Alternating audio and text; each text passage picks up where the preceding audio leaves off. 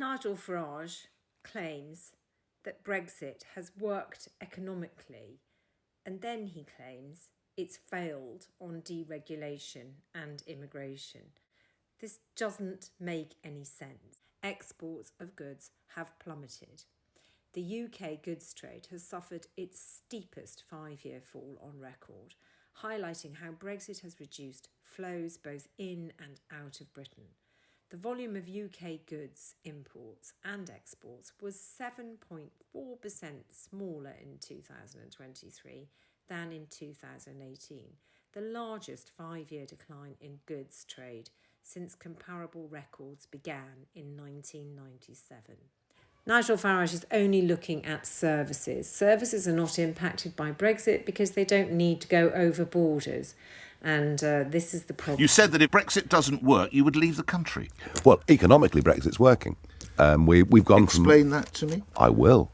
We've gone from being the world's 7th biggest exporter to the world's 4th biggest exporter. That's good. Right. And we're signing trade deals all over the world. Where Brexit has been a failure and where people are upset is not because of Brexit, but because of the Conservative Party's total failure to implement it.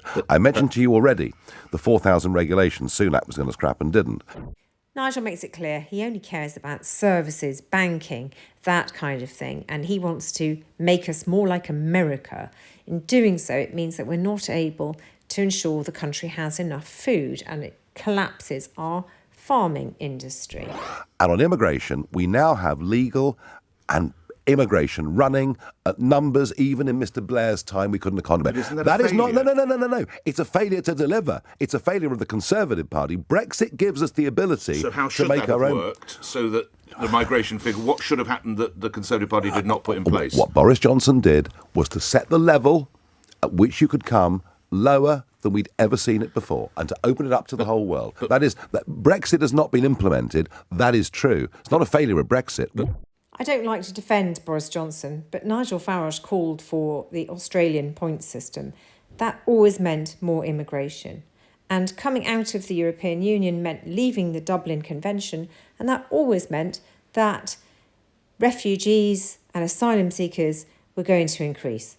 This stuff is a no-brainer, and Nigel Farage continues to try and sow division with his confusing messages, which he's very good at whipping up people and getting overexcited about things that don't add up. I mean, Nick, we're tax receipts we're are down in charge. £40 billion, Mr. Farage. Oh, tax receipts are up. Tax receipts are down. I mean, look, they're down £40 billion. Well, have a guess what's happened. Do you know our productivity is lower than the French? No, I've never seen a Frenchman work after lunch, but I can't believe these figures. Mass migration, I think the buses do run in France after mass lunch. Mass migration is making us poorer, is damaging productivity, and it is the biggest influence on the UK economy. Appalling dig at the French, saying that they don't work after lunch is just ridiculous. Of course, French people work really hard, and not only that, immigration drives our economy. It's in fact saved us since Brexit, the high immigration. It's the one thing that's kept our economy going. So once again, Nigel Farage is just trying to bait people by blaming and scapegoating immigrants and talking absolute nonsense. A lot of people were involved that day to try and keep me safe. And the Home Office, with the best will in the world, want to help a little bit, but they couldn't cover that. So you won't be availing yourself of that? If they want to help us, that's fine.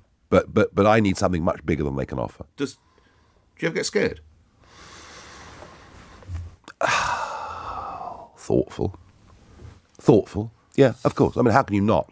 How can you not be a little bit thoughtful? If I saw something heading towards you, I'd be petrified. I don't know what it is. It could be acid. I don't know what's coming my way. Well, I know. I mean, Nick, I do get thoughtful, but I can't. Why do you choose that word, thoughtful, rather than scared? I cannot let these people win. If not, if they win, our whole democracy is under threat. All right. A couple on the... That Nigel Farage now claims that he's clinging on to save democracy when he is really at the forefront of destroying it is something else. Anyway, here's a clip from GB News with John Curtis and a new report which proves that Nigel Farage's influence on our politics is indeed destroying democracy.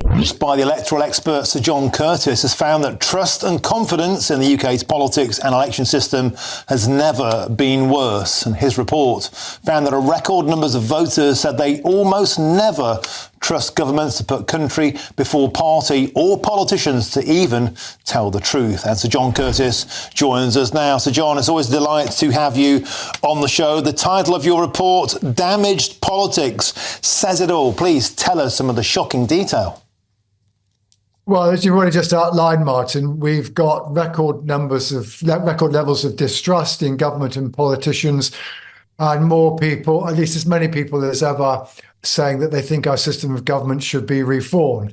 So just to put a little bit of flesh on those bones, we now have 45% of people saying they almost never trust government to put the interests of the country before those of their own party. That is a record high. It's well up on the 38% or so back in 2019.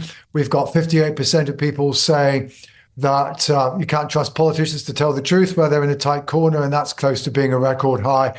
And we've got nearly 80% of people saying the system of government needs to reform. There is one group in particular amongst whom things have changed, and this, in a sense, is a part of a wider story of the last Parliament reform. There is one group in particular amongst whom things have changed, and this, in a sense, is a part of a wider story of the last Parliament. So the delivery of Brexit in the immediate wake of the 2019 election saw those who voted leave in the 2016 referendum come up with much higher levels of trust and confidence they previously had. There was a marked increase. So, for example, before the delivery of Brexit, only around 17% of them thought that our system of government didn't need much improvement. That went up to 41% after the delivery of Brexit. And it's similar for attitudes towards levels of trust. But many a Leave voter, even if they still support Brexit, are disappointed with the outcome. Around 2 in 5 of them think that the economy is worse off as a result. Nearly a half think that it's resulted in an increase in immigration. And those folk in particular have now reversed their attitude towards Britain's system of government. They are the ones above all who've become again much more distrustful and much more thinking that we should be changing the system of government. And so, John, this plays out with a great fascination into the current general election because, of course, those people who voted to leave, they saw 4 years of politicians trying to frustrate, in fact, even to reverse their vote. And then when Brexit got done, they saw immigration, all those things you mentioned, actually get worse. These are the people, Sir John, who are just simply switching off. These are the people like Dave there from Mansfield who just says, I've tried all the parties. None of them seem to do anything. What's the point? We've got a huge problem, haven't we, of trust and even engaging apathy being the massive enemy. Well, whether or not this is apathy is perhaps another matter. I think the way I would put it is that, once you put it together with the fact that we're very concerned about the state of the health service, which again is one of the reasons why trust and confidence is low, why so many people are struggling are on low incomes. And also, frankly, the political turmoil we've seen in the last 2 or 3 years. You pull all this together, you certainly get a look of an electorate that is certainly concerned about the state of the country and are just wondering, doubtful whether or not the politicians could turn it around, or at least they're necessarily being honest during this election campaign about what might be. Nigel is doing one good thing this election. He is actually eating into the Conservative vote, which is making it easier to ensure that less Conservatives are returned to the Commons after this general election. However, there are concerns about what happens moving forward into the election of 2029 and obviously what he will mean for the Conservatives going forward. Time will tell. Don't forget to subscribe if you haven't already. Comment below, let me know what you think.